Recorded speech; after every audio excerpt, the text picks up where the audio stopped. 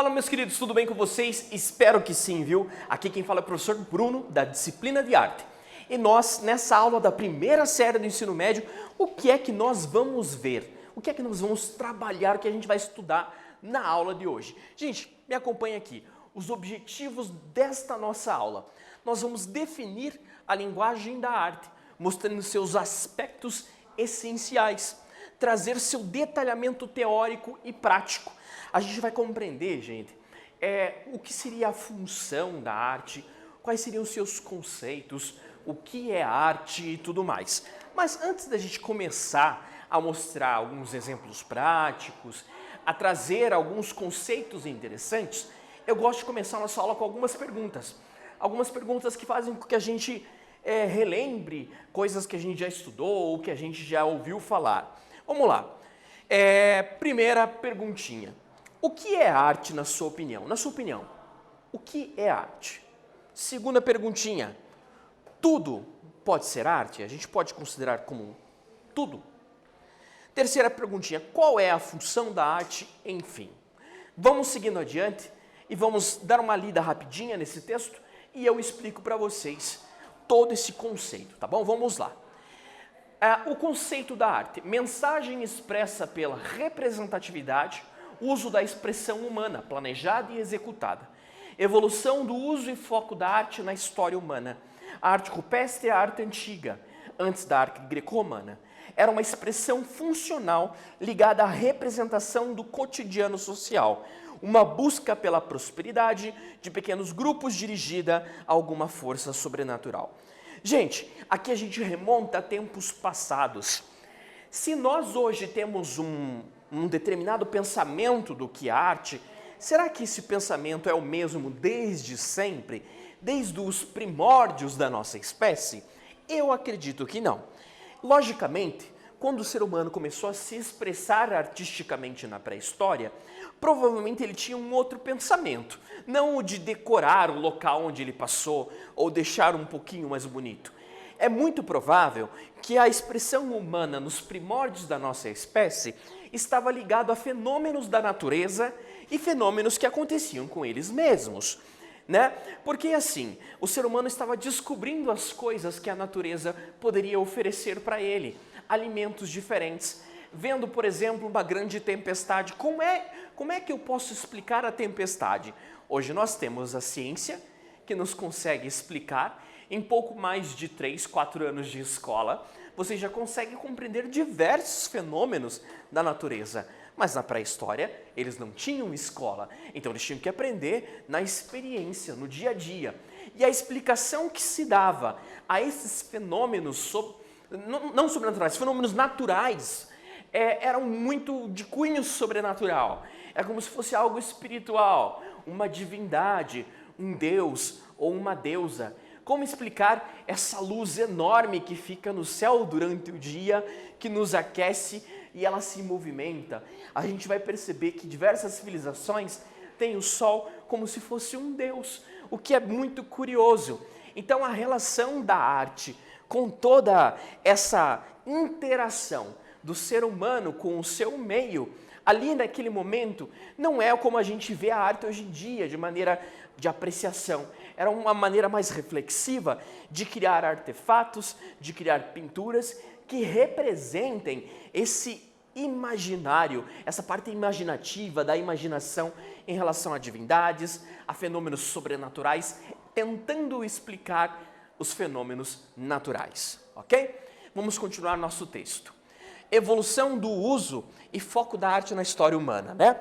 A partir da arte greco-romana, as artes plásticas, escultura e pintura em específico, passam a ter um padrão estético, reconhecimento do belo, por causa da filosofia grega, sendo que o Renascimento, a busca da cultura greco-romana, já recebe uma base técnica de uma arte mais madura.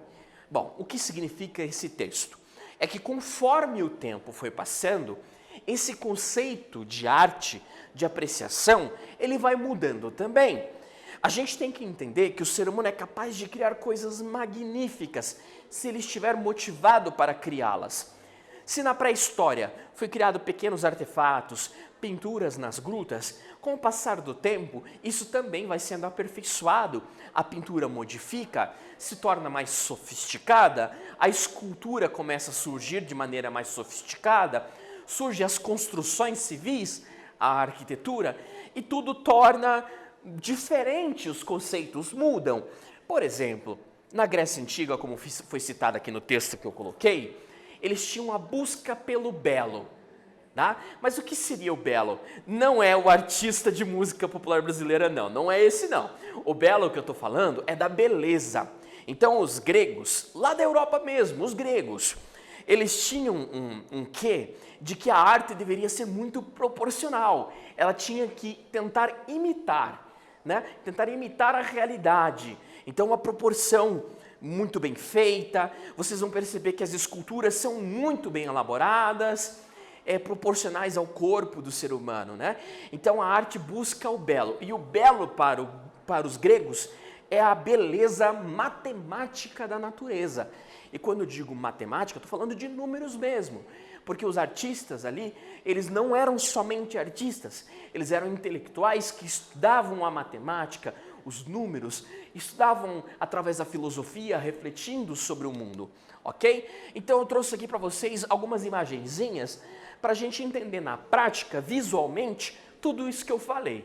Então aqui no início, essas duas primeiras, você tem dois artefatos pré-históricos, né? Que eles tentam remontar a realidade, mostrar a realidade, mas você percebe que eles não são realistas em relação à proporção, em relação a detalhes que o corpo do ser humano tem. Aqui, por exemplo, a representação de uma mulher, mas ela é bem desproporcional em alguns aspectos, como por exemplo as mãos que estão sobre os seios, bem pequenininhas, e as pernas que são bem curtas também. Então você tem uma modificação ali, porque o propósito desse artefato não é representar a realidade como ela é, e sim talvez alguma coisa espiritual. Talvez esse artefato simbolize a fertilidade, ou seja, como explicar uma mulher que dá luz a um ser? Cientificamente a gente consegue, mas como é que era a mente de um ser humano na pré-história? É difícil de explicar. Tá? Aqui esse outro artefato, a gente tem só um pedacinho que sobrou do artefato, que é a cabeça, né? E ele já tem uns detalhes um pouquinho mais elaborados, já aparece a profundidade do olho, já aparece a protuberância do nariz, então você já tem uma preocupação um pouco maior com a estética, com a parte visual. E agora a gente tem o Discóbulo de Miron. Olha o avanço absurdo dessa escultura, gente. Essa escultura aqui foi feita centenas de anos antes de Jesus Cristo nascer. Então Jesus não era nem nascido ainda. Então faz mais de 2.200 anos atrás que isso foi construído. Olha, gente, antes de se tornar isso, era uma pedra, era uma rocha de tamanha dureza. E o artista foi lá com um pregão e martelo e foi tirando pedaços até ela ficar deste modo. Olha como ele se preocupou com o detalhamento dos músculos, como ele sabia exatamente onde ficavam as costelas, como ele sabia exatamente que tinha que passar uma veia nesse antebraço, como ele sabia a parte da movimentação. Então os gregos, como eu falei, eram muito, mas muito preocupados com a representação da matemática da natureza, tentando transformar um objeto, a rocha, em algo artístico, uma criação humana. Eles tinham esse conceito assim: se nós, seres humanos, somos criação do divino, somos criação de um deus ou de uma deusa, então nós somos os únicos dessa criação capazes de criar outra coisa. Então a gente deveria presentear esses deuses com uma criação à altura do que nós somos, né? Então eles tinham esse dever com eles, né? Então vamos ler mais esse trechinho e a gente já segue. Nas outras três linguagens, porque aqui a gente só falou das artes visuais, escultura e pintura, né? Teatro, música e dança receberam uma concepção de arte estética somente na parte do Renascimento, durante a Idade Moderna, por causa do filtro da Idade Média. Então, assim, avançando um pouco no tempo, a gente tem como carro-chefe, como coisa principal ou mais feita, a escultura, a pintura, o desenho. A parte de dança, a parte de música, ela está muito envolta a partir de entretenimento. É só no Renascimento que ela recebe um caráter estético diferenciado e com espetáculos mais desenvolvidos. Mas o que foi esse tal de Renascimento? É um período um pouco bem mais recente do que os gregos, na verdade, e que eles tentam dar valor à produção do ser humano. Olha só o que vocês estão vendo aqui. Na primeira imagem, você tem Jesus Cristo feito de mosaico, bem desproporcional, de propósito. Isso aqui foi feito na Idade Média, um período com mais de 1000 anos de duração, na qual a arte na Europa era muito focada no cristianismo. E aqui do lado você tem a escultura de Michelangelo, que é uma escultura do Renascimento, um período depois da Idade Média. Então você tem um resgate da proporção do belo da cultura grega. Tá? E aqui do outro lado você tem uma máscara, que é uma máscara de teatro da época do Renascimento. Então você tem a valorização do ser humano. Em consequência, a arte ela ganha um caráter de valorização também nas outras linguagens, certo? Enfim, agora tempo para respirar, para eu respirar, para vocês respirarem. Vamos tentar responder esse quizinho aqui, tá? Qual era a estética greco-romana para a arte? Alternativa A, a representação das formas de maneira sem apego à proporção. Alternativa B, a busca do belo, da razão matemática da proporção de um corpo. Ou alternativa C, nenhuma das alternativas anteriores. Bom, se vocês prestarem atenção no que eu falei, tá bem simples de responder. Logo eu volto.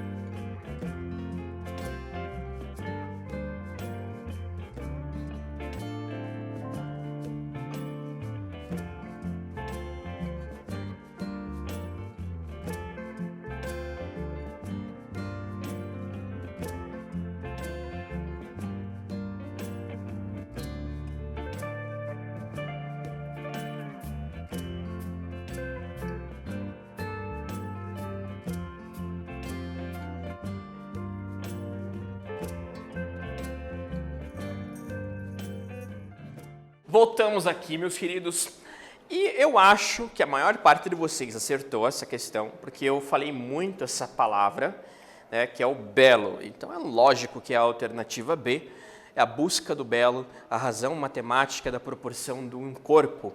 Essa era uma dos principais pilares, né, da estética greco-romana, da estética grega, romana, enfim. Vamos adiante compreender como é que o conceito, estética e função da arte continuou se aprimorando ao passar do tempo. A gente viu a arte até aqui, nessa aula de poucos 20 minutos, que ela tinha um caráter religioso e ritualístico na pré-história, ela tinha um caráter de religião na Idade Média e tinha um caráter estético voltado para a beleza, tanto na Grécia Antiga, no intervalo da Idade Média, e volta depois com o Renascimento. E do Renascimento para cá, como é que tá? Teve a alteração disso? Teve alguma coisa nova que surgiu? Teve sim. Vamos lá. Então a gente tem aqui algumas palavrinhas que eu acho que é bem importante da gente entender. Vou ler aqui rapidinho, tá? A primeira que a gente chama de figuração, o figurativo ou literalidade. É o uso da imagem com sentido estético para fazer a expressão subjetiva, ou seja, transmitir o sentimento do artista no momento da representação, usando regras de técnicas de execução, pintura acadêmica. Outro termo, abstração. O uso da sugestão ou abreviação da literalidade, ou seja, a simplificação da imagem, trazendo o sentimento do artista na composição, as vanguardas. Pode soar que esse texto fique meio grego para vocês. Vamos tentar traduzir aqui tranquilo. Quando a gente diz de figuração, a gente está falando de obras de arte, de desenhos, de pinturas que vocês mesmos podem fazer. Que quando outra pessoa olha para o resultado, ela consiga entender o que está desenhado e o que está pintado. Então, se eu, Bruno, professor Bruno, desenhei uma casinha, você que está me assistindo vai entender que aquilo é uma casinha.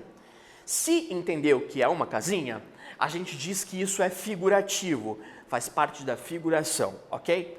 Porém, em um determinado momento da história, houve uma reformulação na arte por conta de alguns acontecimentos históricos e alguns artistas passaram a pintar e a desenhar simplesmente manchas, linhas e formas que, quando alguém olha, não dá para entender nada. A gente tem que entender por que aconteceu isso. É uma nova reformulação no sentido da arte. Bom, no início do século passado, quando isso surgiu, no início do século XX, a nossa humanidade foi acometida por conflitos de tamanha grandeza que a gente chama de guerras mundiais. E as guerras mundiais sacudiram o mundo, porque envolveu todo mundo.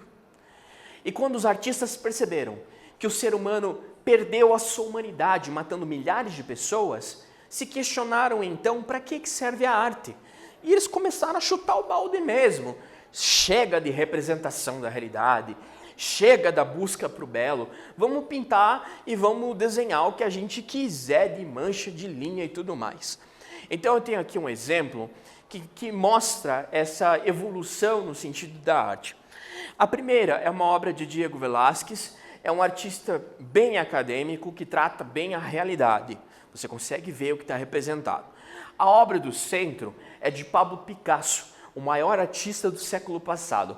Ele começou a desconstruir algumas imagens, tanto que essa obra de Pablo Picasso é uma releitura dessa obra de Diego Velázquez. Então você consegue até identificar alguns elementos semelhantes. Então ela não é por si só abstrata, ela ainda é figurativa, por mais que ela seja deformada, assim dizendo, a gente consegue ainda ver alguns elementos. Agora quando a gente vai para essa obra de Jackson Pollock, que não tem a ver com as anteriores, mas eu trouxe como exemplo, ela é totalmente desfigurada. Você tem linhas, você tem manchas, e o objetivo do artista é causar esse sentimento em quem olha, mas não racional. Você não entende o que está representado, você simplesmente sente o que está representado. Tá? Então a gente tem o abstrato, a abstração, e a gente tem o figurativo, a figuração. Ok?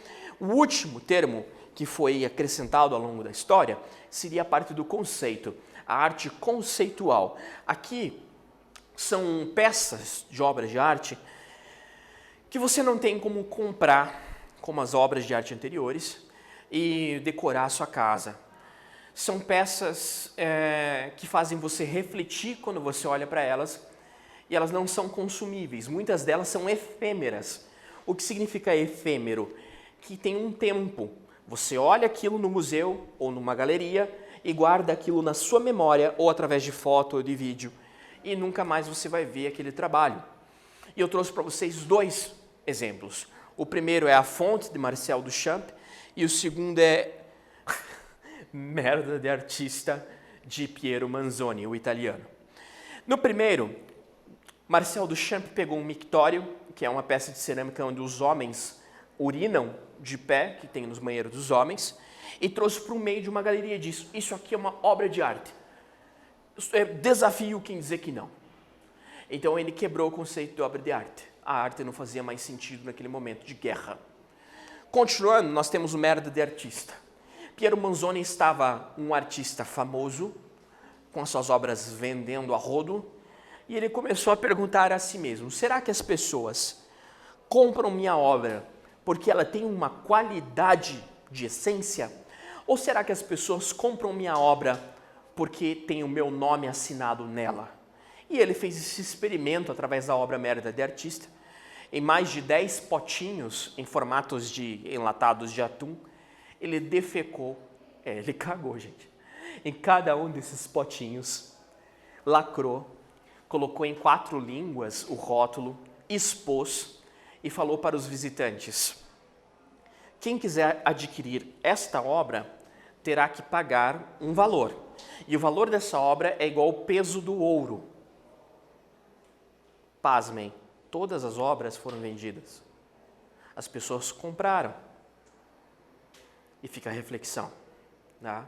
Deixo para vocês essa reflexão. Vamos responder ao nosso último quiz aqui, gente. Quais são as 3 formas de representação do conceito da arte? Alternativa A, figurativa, abstrata e conceitual. Alternativa B, estética, abstrata e conceitual.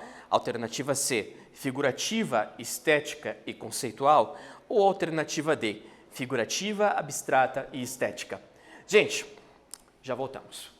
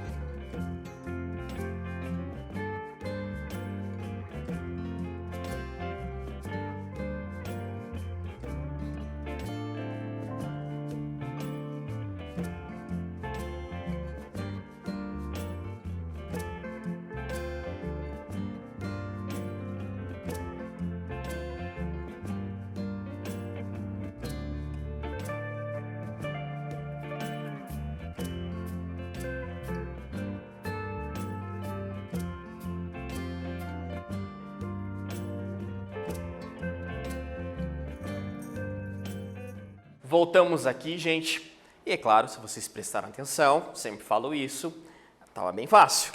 É a alternativa A. Figuração, que é o figurativo, a abstrata e a parte conceitual. Certo, gente? Então, o que é que nós vimos na aula de hoje? Definição da arte, a expressão humana, representada por meio plástico, sonoro ou corporal. Conceito da arte, mensagem expressa pela representação do uso da expressividade humana, planejada e executada. A estética, evolução e a sua assimilação na arte.